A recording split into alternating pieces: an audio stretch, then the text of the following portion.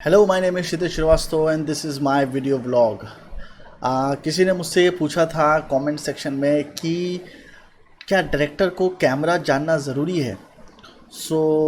इसका जवाब मैं आज इस ब्लॉग में देना चाहता हूँ और सबसे पहले मैं बताना चाहता हूँ कि नहीं, पूरी तरह से ज़रूरी नहीं है, क्योंकि मैंने ऐसे बहुत सारे डायरेक्टर्स के साथ काम किया है जिनको कैमरा नहीं आता था। और अगर आप फिल्म बुक्स पढ़ोगे तो आप ऐसे बहुत सारे डायरेक्टर्स के बारे में भी जानोगे जिनको कैमरे के बारे में कुछ नहीं पता था और वो सेट पे पहुंच गए थे। जैसे सिटीजन केन जब बन रही थी तो ऑर्सन वेलेस सेट पे चला गया था, उसको कुछ नहीं पता था। पेलो पेसोलिनी जब अपनी पहली फिल्म करने गए थे उनको कुछ कैमरे के बारे में नहीं पता था, वो सेट पर चले गए थे और फिल्म मेकिंग के बारे में उनको कुछ नहीं पता था और उन्होंने शूट करना शुरू कर दिया था। तो ऐसे बहुत सारे इंस्टेंसेस हैं बहुत बड़े बड़े फिल्म मेकर्स के जिनको कैमरे के बारे में कुछ नहीं पता होता है। वो कई बार क्रिटिक्स से फिल्म मेकर बन जाते हैं, कई बार एडवर्टाइजिंग से फिल्म मेकर बन जाते हैं, कभी कभार राइटर से फिल्म मेकर बन जाते हैं और अपनी फिल्में बना के वो आगे बढ़ते हैं। और वो टोटली जो दारोमदार होता है विजुअल्स को दिखाने का, वो एक सिनेमाटोग्राफर या एक डीओपी को देते हैं, वो उसी के ऊपर रहता है। वो सिर्फ अपना विजन बताते हैं कि मुझे चाहिए और वो बाकी चीज़ों को रिक्रिएट करता है। पर इसके बावजूद मैं ये आपको रिकमेंड करूँगा कि अगर आप कैमरे के बारे में जानते हैं डायरेक्टर बनने के लिए, तो आपके लिए वो हेल्पफुल ही होगा। और इसके पीछे मैं आपको अपना एक पर्सनल एक्सपीरियंस बताता हूँ। मैं जब अपनी पहली फिल्म का शूट कर रहा था तो मुझे भी कैमरे के बारे में कुछ नहीं पता था। मैंने जीन ल्यूक गोदार्द से लेके फेलिनी से लेके तारकोस्की, बर्गमैन, सारी फिल्में देखी थी और मैं लॉन्ग शॉट्स का काफ़ी बड़ा फ़ैन था और मुझे पता था कि मुझे क्या चाहिए। पर मैं डीओपी को शायद एग्जैक्ट टर्म्स में वो बता नहीं पाता था, क्योंकि अगेन अगर आप फ्रांस जाते हो और वहाँ पे बंदे फ्रेंच बोलते हैं और आप हिंदी बोलते हो, तो आपको एक कॉमन लैंग्वेज चाहिए जहाँ पे आप दोनों एक लैंग्वेज को समझ सको। तो वो एक इंग्लिश होती है कि इंग्लिश से आप, वो भी इंग्लिश जानता है, आप भी थोड़ी इंग्लिश जानते हो, तो आप वहाँ पे कम्युनिकेट कर सकते हो। उसी तरह कैमरा की भी एक लैंग्वेज होती है, मतलब आप अपने जो थॉट्स हैं उसको कितना अच्छा व्यक्त करोगे, पर अगर आप कैमरे की लैंग्वेज में डीओपी को समझाओगे चीज़ों को, तो वो उसके लिए थोड़ा इजी रहता है। तो जो मैं अपना पर्सनल एक्सपीरियंस आपको बता रहा था वो ये था कि जब मैं अपनी पहली फिल्म डायरेक्ट कर रहा था तो मुझे भी कैमरे के बारे में कुछ आइडिया नहीं था और जो डीओपी बोलता था मैं उसी हिसाब से जाता था। और कई बार वो बोलता था कि ये वाला लेंस लगा दूँ, ये वाला फ्रेम लगा दूँ, ऐसा फ्रेम आपको सही लग रहा है, तो मैं बोलता था हाँ ऐसा सही लग रहा है। आई डिडंट नो कि वो फाइनल रिजल्ट क्या निकल के आने वाला है और या क्या क्या ऑप्शंस मेरे पास अवेलेबल हैं, कौन कौन से फिल्टर्स मेरे पास अवेलेबल हैं, कौन कौन से वाइट शॉट या क्लोज शॉट में किस तरह के शॉट्स ले सकता हूँ। मुझे कैपेबिलिटीज़ नहीं पता थी कैमरा की, मुझे लेंसेज की कैपेबिलिटी नहीं पता थी, मुझे फिल्टर्स की कैपेबिलिटी नहीं पता थी उस टाइम पे।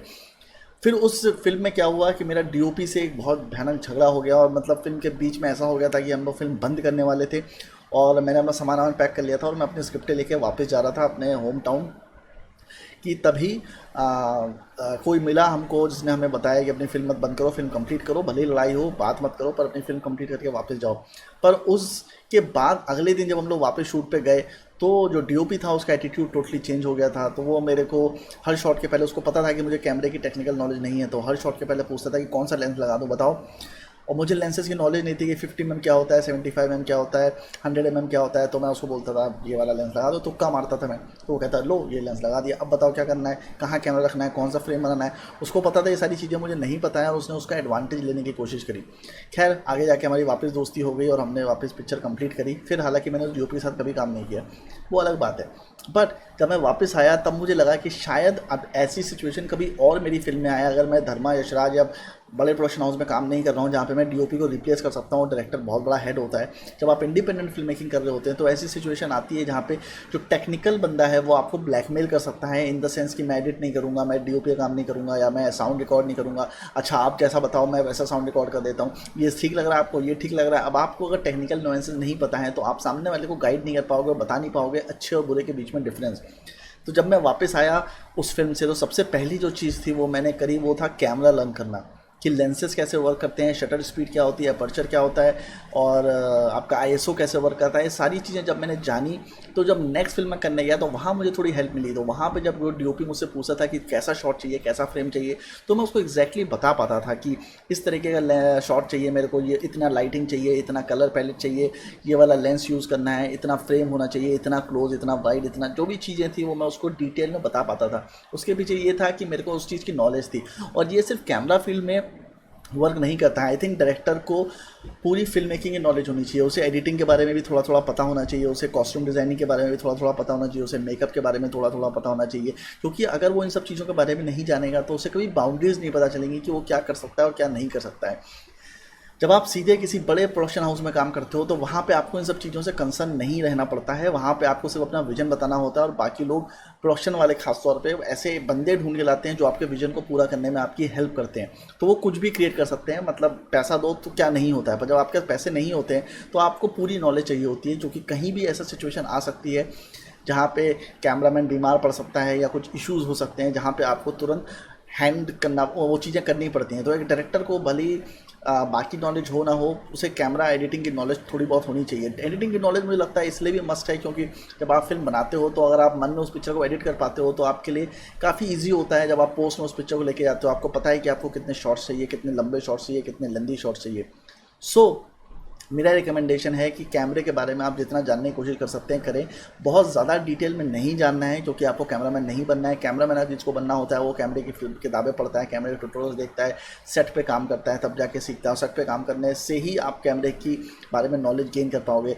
लाइटिंग के बारे में ज़्यादा आपको जानने की ज़रूरत नहीं है क्योंकि लाइटिंग वो लोग खुद सेट करते हैं। आपको लाइटिंग का पैलेट पता होना चाहिए कि मुझे इस तरीके की लाइटिंग चाहिए, पर आपको लाइटिंग होती कैसे है ये जानने की ज़रूरत नहीं है क्योंकि लाइटिंग पे मैंने इतनी किताबें पढ़ी और इतनी किताबें देखी हैं और सर्च भी किया है, तो मुझे लाइटिंग पे आज तक कोई किताब मिली नहीं है क्योंकि लाइटिंग एक बहुत ही पर्सनल चॉइस है और लोग उसको बहुत ही पर्सनली, मतलब हर डीओपी का अपना अपना अंदाज़ होता है लाइटिंग करने का। तो आप उसके बारे में कभी डिसाइड नहीं कर सकते कि ये पर्टिकुलर लाइटिंग होती है। हाँ, 3 पॉइंट लाइटिंग होती है जो ज़्यादातर यूज़ होती है कि आपकी की लाइट होती है, फिल लाइट होती है, बैक लाइट होती है, वो लाइट नॉर्मली सब लोग यूज़ करते हैं। पर लाइटिंग किस तरह से करी जाएगी और क्या क्या उसमें परम्यूटेशन कॉम्बिनेशन लगाए जाएंगे ये कोई डीओपी ना आपको बता सकता है, ना किसी किताब में आपको सिखाया जा सकता है, क्योंकि ये एक पर्सनल थिंकिंग है जो आप सेट पे जाके माहौल देख के, लोकेशन देख के, एक्टर को देख के, बहुत सारे फैक्टर्स होते हैं, वो सारे देखने के बाद अब अपनी पर्सनल लाइटिंग करते हो। तो लाइटिंग का जो सिनारियो है बहुत ही पर्सनल होता है, वो डायरेक्टर से उसका कोई मतलब नहीं होता है।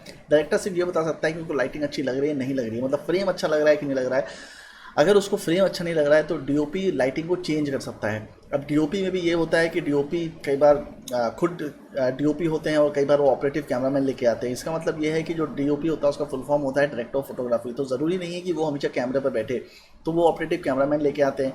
अब आप वो चाहते हो या नहीं चाहते हो, क्योंकि कई डायरेक्टर्स ऐसे होते हैं जो ऑपरेटिव कैमरामैन के साथ काम नहीं करना चाहते, वो चाहते हैं कि डीओपी ही कैमरे बैठे ताकि फ्रेम्स अच्छे क्रिएट हों, क्योंकि ऑपरेटिव कैमरामैन कई बार इतने एक्सपीरियंस नहीं होते हैं कि वो अच्छा फ्रेम शूट कर सकें। सो एक डायरेक्टर के लिए ये सब चीज़ें जानना बहुत ज़रूरी होता है। अगर आपको नहीं पता है कि आप क्लोज शॉट किससे लोगे, वाइड शॉट किससे लोगे, तो भी आपके लिए प्रॉब्लम होगी। और अगर आप असिस्टेंट डायरेक्टर हो तो भी आपके लिए सब चीज़ें जानना बहुत ज़रूरी है।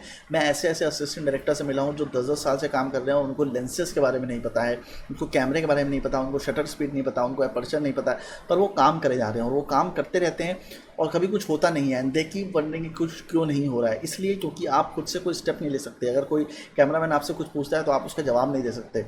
सो एक डायरेक्टर के लिए ये ज़रूरी है, मुझे ऐसा लगता है, कि आप कैमरे के बारे में सीखो। मतलब ये एक ऐसी चीज़ है कि अगर आप नहीं सीखोगे और आप काम करते रहोगे तो भी आपका काम चल जाएगा, कोई प्रॉब्लम नहीं होगी। अगर आप एक एबल अच्छा डीओपी हायर करते हो तो आपको प्रॉब्लम नहीं होगी। पर अगर आप अपने वीडियो शूट करना चाहते हो और आप चाहते हो कि कभी भी आपको ज़िंदगी में कभी कोई ब्लैकमेल ना कर सके, और ये भी चाहते हो कि जो आपका डीओपी है वो कभी भी किसी भी मोड़ पर आप ज़िंदगी के हो आप उसे अच्छे से कम्युनिकेट कर सको, तो उसके लिए एक डायरेक्टर को कैमरा के बारे में जानना बहुत ज़रूरी है।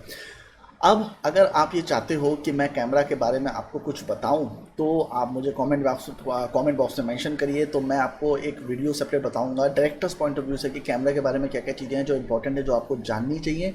और मैं आपको सिखाऊंगा भी कि मतलब कैमरा कैसे ऑपरेट होता है, क्या क्या चीज़ें हैं जो आपको ध्यान में रखनी है जब आप सेट पर जाते हो, उन सब चीज़ों के बारे में। तो वो आप कॉमेंट बॉक्स में मुझे मैंशन करिएगा।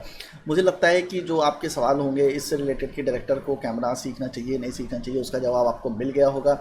Again it's a personal choice, आप सीखना चाहो तो सीखो, नहीं सीखना चाहो मत सीखो, बट कैमरा सीखते हो तो आपको हेल्प ही मिलेगी।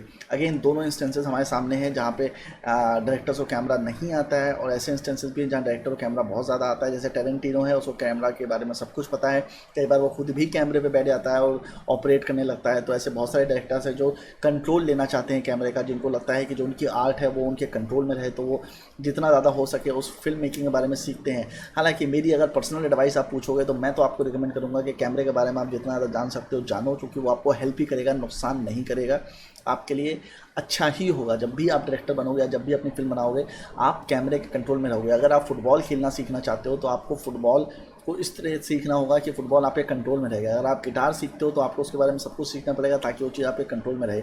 आपकी फ़िल्म कैसे बनती है, आपकी फ़िल्म कैमरे से बनती है, तो आपको कैमरे के बारे में अगर पता होगा, आपको उसके कंट्रोल्स पता होंगे, उसके लिमिटेशंस, उसके एडवांसमेंट, उसके फीचर्स पता होंगे, तो आपके लिए थोड़ा सा ईजी हो जाता है अपनी फ़िल्म को और बेटर शूट करना, इंस्टेड ऑफ कि आप किस तरह शूट कर रहे हो। मेरा जो कैमरा है 80D, मैं अभी भी उसको एक्सप्लोर करता रहता हूँ, अभी भी उसके ट्यूटोरियल देखता रहता हूँ ताकि मैं उसमें और ज़्यादा फीचर्स समझ सकूं कि मैं उसमें क्या क्या और चीज़ें कर सकता हूँ, फोकस कैसे मैनिपुलेट कर सकता हूँ, साउंड कैसे मैनिपुलेट कर सकता हूँ, आस्पेक्ट रेशियो कैसे मैनिपुलेट कर सकता हूँ, इमेज फाइल कैसे मैनिपुलेट कर सकता हूँ, कलर टेम्परेचर कैसे मैनिपुलेट कर सकता हूँ, और फिर उस इमेज को मैं पोस्ट में ले जाके और कैसे बेटर कर सकता हूँ। तो ये सारी चीज़ें मैं देखता रहता हूँ, जानने की कोशिश करता रहता हूँ। मुझे कैमरे में बहुत इंटरेस्ट है, पहले नहीं था, पर जब मैंने कैमरे के बारे में जाना तो मेरा इंटरेस्ट और बढ़ता चला गया। So this was my vlog for today. अगर आपको अच्छा लगा तो प्लीज़ कमेंट बॉक्स में मेंशन करिए, और नहीं अच्छा लगा तो भी मेंशन करिए, और लाइक करिए, शेयर करिए, सब्सक्राइब करिए, और जहाँ जहाँ हो सके उसको पोस्ट करिए। मुझे अच्छे सब्सक्राइबर्स मिलेंगे फॉर दैट।